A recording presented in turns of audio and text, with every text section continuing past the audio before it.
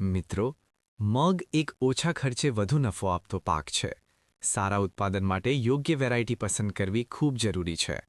મગ માટે GM4, GM6, GM5, GAM5 જેવી certified variety અથવા PUSA વિશાલ જેવી બોલ્ડ જાત વધારે ઉપજ આપે છે.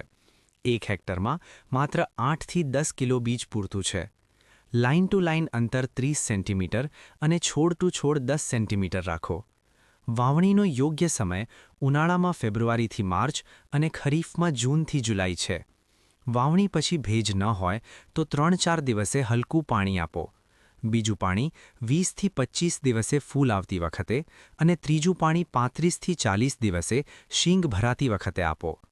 ચૂસિયા જીવાત દેખાય તો ઇમિડાક્લોપ્રેટ 17.8 SL 100 મિલી અથવા થાયામેથોક્સામ 25 WG 100 ગ્રામ 500 લિટર પાણીમાં ભેળવી છંટકાવ કરો.